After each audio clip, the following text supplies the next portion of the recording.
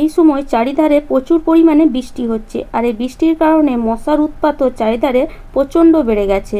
আর এই মশার হাত থেকে বাঁচার জন্য আমরা কেমিক্যালযুক্ত ওষুধ ব্যবহার করি বা মসকুইটো ব্যবহার করি, কিন্তু সেগুলো আমাদের শরীরের জন্য একদমই ভালো নয়, বিশাল ক্ষতিকারক, বিশেষ করে বাড়িতে যদি ছোট বাচ্চা থাকে বা বয়স্ক মানুষ থাকে। তো আজ আমি তোমাদের জন্য নিয়ে এসেছি মশা তাড়ানোর একদম ঘরোয়া পদ্ধতি, যার জন্য খুব বেশি পয়সা খরচা করারও প্রয়োজন পড়বে না। ঘরে থাকা উপকরণ দিয়েই আমরা খুব সহজেই মশা তাড়িয়ে ফেলতে পারবো, আর আমাদের শরীরের কোনো ক্ষতিও হবে না। তো চলো তাহলে শুরু করা যাক। তো এখানে আমি নিয়ে নিয়েছি একটা বড় সাইজের প্রদীপ। তো একটা পুরনো প্রদীপ আমার কাছে ছিল, তো সেটাই আমি এখানে ইউজ করছি। তোমাদের কাছে যদি না থাকে তোমরা যে কোনো একটা বাটি নিয়ে নিতে পারো, মানে যে কোনো একটা জায়গা হলে হবে যার মধ্যে এই টিপসটা বা উপকরণটা তোমরা বানাবে। তো প্রদীপের মধ্যে এখানে দিয়ে দিলাম কিছুটা পরিমাণ পেঁয়াজের খোসা।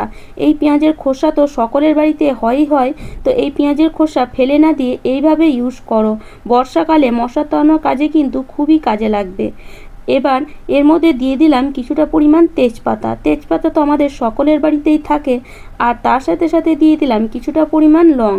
এই লং আর তেজপাতা তো আমাদের সকলের বাড়িতে আশা করি থাকেই থাকে।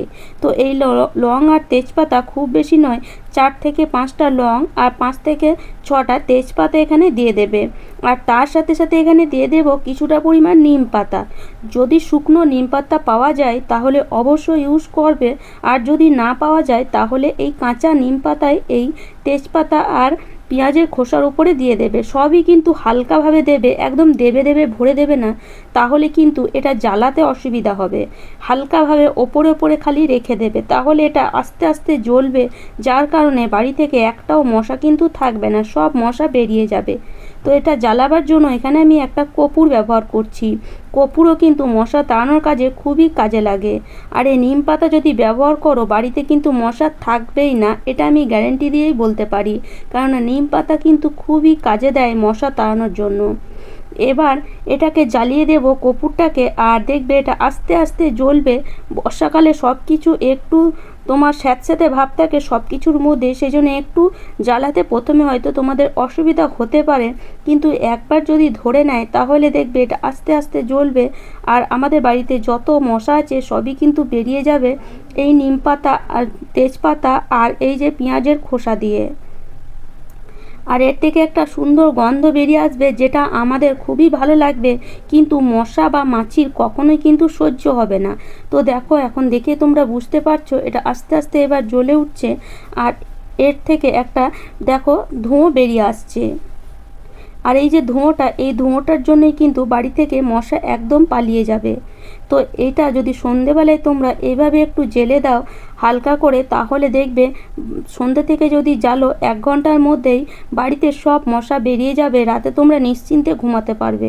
তো তার জন্য কোনো মশারি খাটানোরও প্রয়োজন পড়বে না, এটা একবার বাড়িতে জ্বালিয়ে দাও। বাড়ির এক জায়গায় জ্বালিয়ে দিলে দেখবে সব ঘরের কোনায় কোনায় এই ধোঁয়া পৌঁছে যাবে। তো দেখো আমি এখানে তোমাদেরকে দেখাচ্ছি এই ধোঁয়া কত দূর যেতে পারে। দেখতেই পাচ্ছ দেখো কত সুন্দর ধোঁয়া হচ্ছে, আর এটা যত জ্বলবে তত ধোঁয়ার পরিমাণটাও কিন্তু বেড়ে যাবে। তো দেখো বুঝতে পারছো, দেখো এটা আস্তে আস্তে কিন্তু পুরো বাড়িতেই ছড়িয়ে যাবে। তো এইভাবে কিন্তু খুব সহজেই তোমরা একদম ঘরোয়াভাবে ঘরে থাকা উপকরণ দিয়ে বলতে পারো বিনা পয়সায় এই টিপস তোমরা বানিয়ে নিতে পারো, যেটা আমাদের শরীরের জন্য কিন্তু একদমই ভালো, মানে ক্ষতিকারক নয়, খুবই উপকার। আর এই ধরনের টিপস বানিয়ে যদি আমরা ব্যবহার করি তাহলে কিন্তু আমাদের কেমিক্যালযুক্ত দামি ওষুধ বা মসকুইটো ব্যবহার করার কোনো প্রয়োজন পড়বে না। তো দেখতে পাচ্ছ আমি তোমাদেরকে ধোঁয়াটা দেখাচ্ছি, ধোঁয়াটা দেখো চারিধারে কিন্তু চলে যাচ্ছে, এদিকে সেদিকে ধোঁয়া চলে যাচ্ছে, আর এই ধোঁয়ার জন্যই কিন্তু বাড়িতে একটাও মশা থাকবে না। তো অবশ্যই এই বর্ষাকালে অন্তত বানাবে, বানিয়ে তারপরে আমাকে কমেন্ট করে জানাবে যে বাড়িতে তোমাদের মশা আছে কি নাই। ওই একটুখানি নিয়ে বানিয়ে দিলে হবে না, এটা প্রত্যেক দিন এইভাবে জ্বালাবে, তারপরে দেখবে 10 থেকে 12 দিন জ্বালানোর পরে আস্তে আস্তে বাড়িতে মশা আসা বন্ধ হয়ে যাবে। কেননা মশাও জানে যে এই বাড়িতে গেলেই এই ধোঁয়া তারা পাবে, সেজন্য তারা দেখবে আস্তে আস্তে আসা বন্ধই করে দেবে। তো আশা করি বন্ধুরা আজকের টিপসটি তোমাদের কাজে আসবে। আর আমার টিপস যদি তোমাদের এতটুকুও ভালো লাগে তাহলে অবশ্যই লাইক করো, শেয়ার করো আর আমাকে কমেন্ট করে অবশ্যই জানিও। আর যারা আমার চ্যানেলে নতুন বন্ধু হয়েছো তারা প্লিজ চ্যানেলটিকে সাবস্ক্রাইব করে নিও এরকম নিত্য নতুন টিপস দেখার জন্য। তাহলে চলো আজ এই পর্যন্ত। ভালো থেকো, সুস্থ থেকো। আর এটা আমার এখন জ্বলবে পুরোটাই, কারণ এটা আমি সন্ধেবেলায় জ্বালিয়েছি, এখন পুরো সন্ধ্যের সময় জ্বলবে। আর এটা আস্তে আস্তে পুরো জ্বলে ধোঁয়াটা তৈরি হচ্ছে।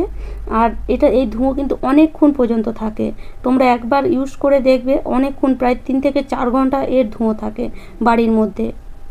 তো চলো টাটা, বাই বাই, আবার দেখা হবে কালকে একটা নতুন টিপসের সাথে।